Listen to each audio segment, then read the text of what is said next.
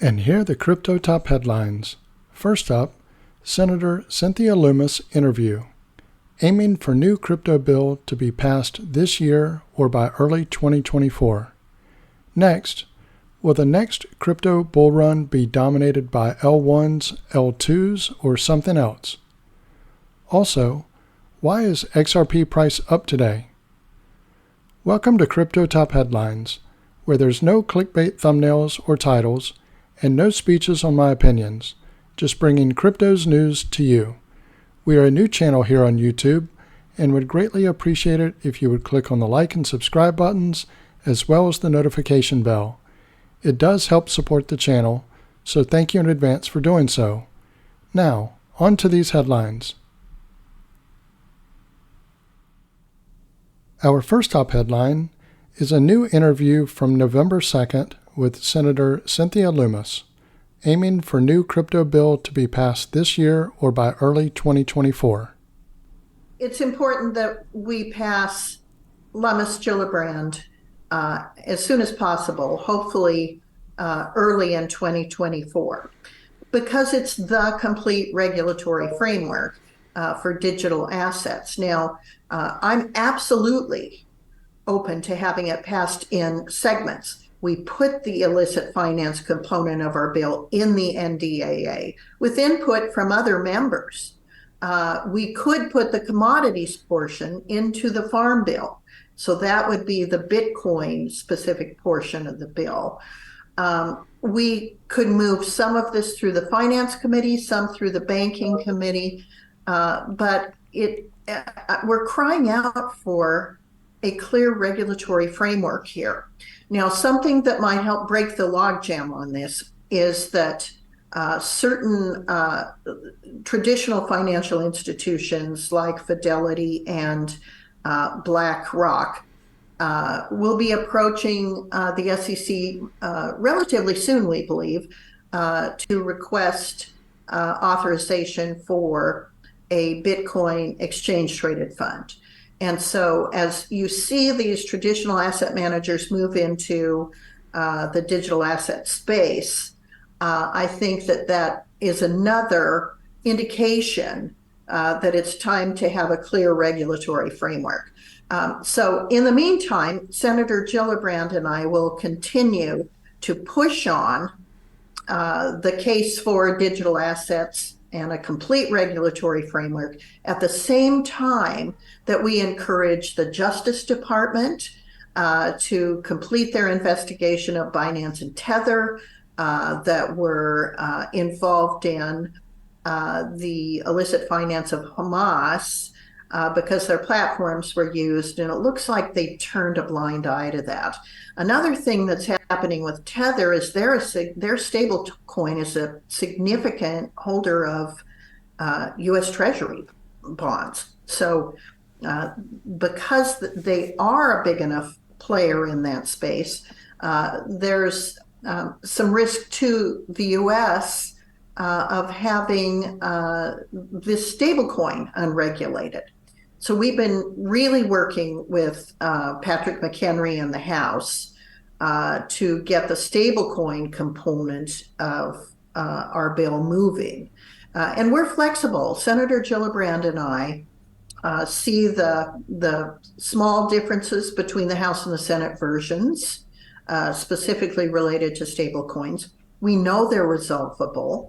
And we're flexible with regard to that. So I think we're going to be able to get to a resolution on stablecoin now that the U.S. House has this wonderful new speaker and they're again open for business. We think we can turn our attention once again to the stablecoin component of our bill, possibly even still before the end of this calendar year.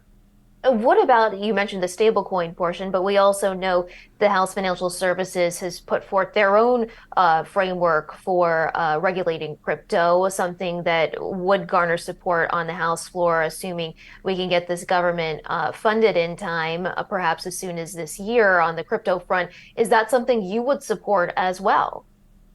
Well, I am extremely supportive of whichever body, the House or the Senate, can move this legislation first that they do so. Whoever has the political will to begin to move this forward is fine for me. I am very flexible, willing to work with the House committee. And in fact, we've been in touch with the House committee, Democrat and Republican leaders for months, and we stay in touch with them, and our staff stay in touch with them. So these things aren't happening in a vacuum between the House and the Senate. They're happening with constant coordination between the House and the Senate. And Senator Lummis also told me on Tether that she wants more transparency because Tether holds so many U.S. treasuries, perhaps in some cases more than other countries, and wants to understand whether that poses a systemic risk to our financial system. She also wants to learn who the U.S. corresponding bank is here on Wall Street for Tether. Our next top headline: will the next crypto bull run be dominated by L1s, L2s, or something else? This latest report from Cointelegraph Research dives into the tsunami of solutions coming onto the market that improve security, privacy, and speed from existing protocols. The long-awaited crypto spring may be upon us as Bitcoin and other cryptocurrency markets rise in anticipation of a full-on bull market. Over the recent crypto winter, many different projects have been growing, gaining users, and building new networks. Some of these, like Polygon, are Layer 2 or L2 solutions to help scale the primary protocol, Ethereum. But what are the implications of L2s? Are they a better protocol to build on or invest in? Are other Layer 1s or L1s doing anything to stay competitive? These questions and more are the focus of a new report from the Cointelegraph Research Terminal. The report looks at up-and-coming projects in the cryptoverse as well as case studies for L1s like Avalanche and Hedera and how they compare to the new tech that is on the rise. Cointelegraph's L1 versus L2, the Blockchain Scalability Showdown report, is a primer to why scaling solutions are necessary for the shortcomings of L1s. The report provides explanations of what is currently going on in the world of scalability solutions to bridges and projects that focus on interoperability. Layer 1 blockchains, such as Bitcoin and Ethereum, are base protocols that can be used in conjunction with third-party Layer 2 protocols and are also known as mainnets or primary chains. A Layer 0 or L0 protocol allows developers to combine elements from different L1 and L2 protocols while retaining their own ecosystem to heighten interoperability.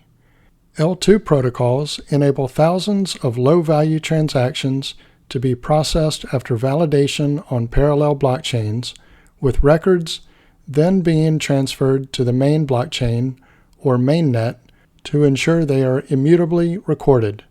This report will help get the reader ready for crypto summer with all the information and insights to make better informed decisions. Gas fees are just the start. As veterans in the blockchain space know, Ethereum gas fees have been a significant issue, sometimes costing users more in Ether transaction cost measured in GUI than the value of the underlying asset. As the chart below shows, the price of transactions on Ethereum can fluctuate dramatically, leaving users with an unpredictable experience that can hurt further adoption. This sparked the creation of solutions to combat the issue, as well as increased scalability, including transactions per second, or TPS, interoperability, and ease of user experiences for developers and users. Protocol comparison: more than just speed. TPS is one crucial factor that separates newer protocols from the older generations, such as Bitcoin and Ethereum. Bitcoin and Ethereum act as their own L1s, but do not have intrinsic solutions to operating at speeds comparable to newer networks, as seen in the table below. Today, there are Layer 0 protocols that serve as a base layer in which different protocols can work interoperably. Layer 2 protocols are built on top of L1s to help fill in and overcome gaps that may exist on the L1. For example, if a protocol has a low TPS, an L2 may provide an inexpensive and efficient way to still use the same programming language and infrastructure of the L1 for security. Top trends for the future. The report provides several insights, including the top emerging trends that are leading the narrative of protocols outside of the traditional L1s, such as asset tokenization and account abstraction. Asset tokenization, including the digital representation of real-world assets, or RWA, onto decentralized ledger protocols, will play a significant role in the spread of next-generation protocols. The migration of assets to these protocols will increase transaction congestion as adoption rates climb. This increased adoption also has consequences, including the need to make custody for average users easier. This is where the next trend, account abstraction, comes into play. Account abstraction will help user experiences by removing requirements like keeping seed phrases for account recovery. It could also allow for the batching of smart contract executions, like complex payment structures, to be simplified. By making user experiences easier, L0s and L2s can help spur the next leg of mass adoption. Cointelegraph Research's latest report is a starting place to help analyze these newer protocols. The report also includes insider insights from industry professionals who are on the cutting edge of different technologies in the decentralized ledger space. The Cointelegraph research team. Cointelegraph's research department comprises some of the best talents in the blockchain industry, bringing together academic rigor and filtered through practical, hard-won experience. The researchers on the team are committed to bringing the most accurate, insightful content available on the market. The research team comprises subject matter experts from across the fields of finance, economics, and technology to bring the premier source for industry reports and insightful analysis to the market. The team utilizes APIs from a variety of sources in order to provide accurate, useful information and analysis. With decades of combined experience in traditional finance, business, engineering, technology, and research, the Cointelegraph research team is perfectly positioned to put its combined talents to proper use with the L1 versus L2, the Blockchain Scalability Showdown report. Our next top headline: why is XRP price up today? XRP's price has gained over 10% today amid rumors of Ripple announcing IPO plans at this week's Swell conference in Dubai. The price of XRP is up, gaining over 10% on November 6th, reaching nearly 72 cents, the highest levels in 3 months. Why is XRP price up? XRP's gains on November 6th are part of a larger rebound trend that started October 19th when New York investment firm Grayscale refiled the application to convert its Bitcoin trust into a spot ETF with the U.S. Securities and Exchange Commission. Since then, XRP's price has gained nearly 45%, replacing Cardano to become the fourth largest cryptocurrency by market capitalization as of November 6th.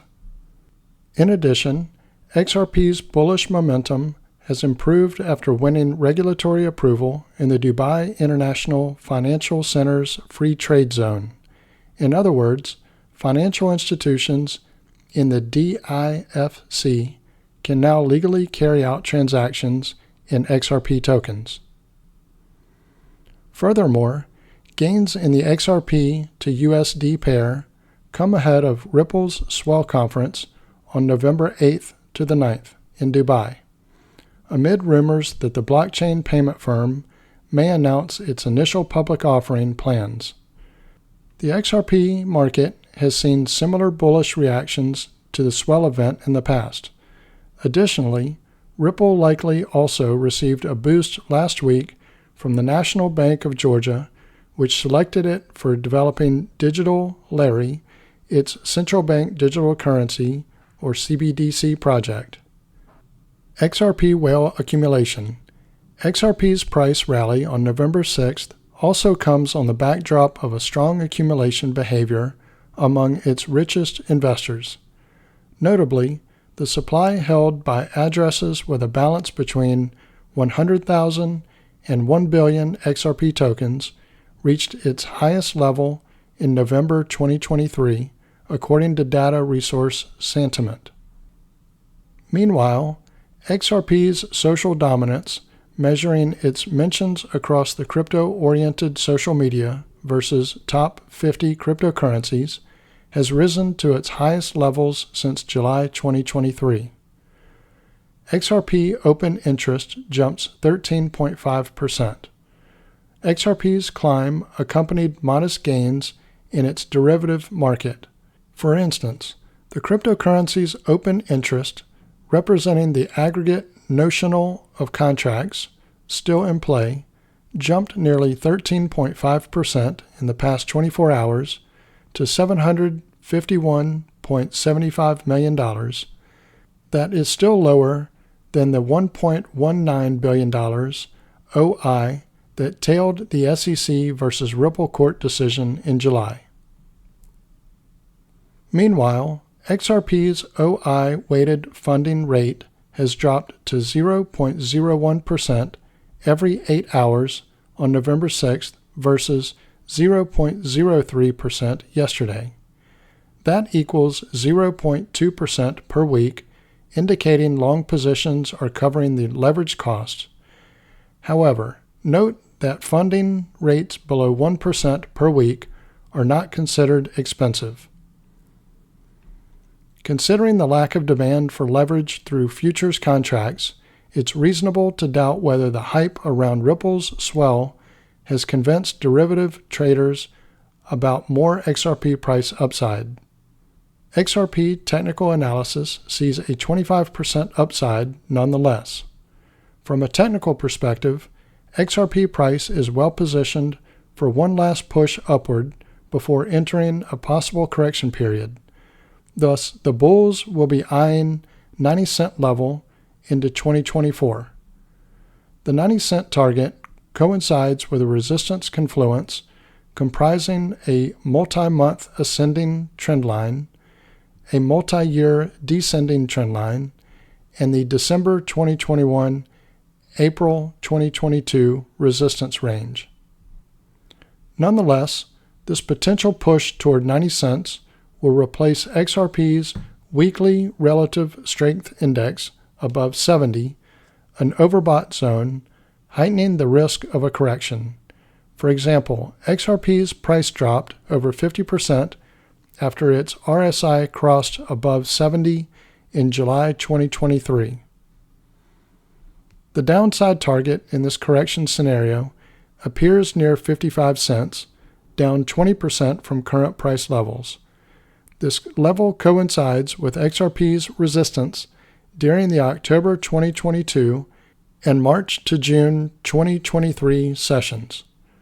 Another reason to watch the 55 cent level is because it's the multi-month ascending trendline support for XRP to USD and its 50-week and 200-week exponential moving averages.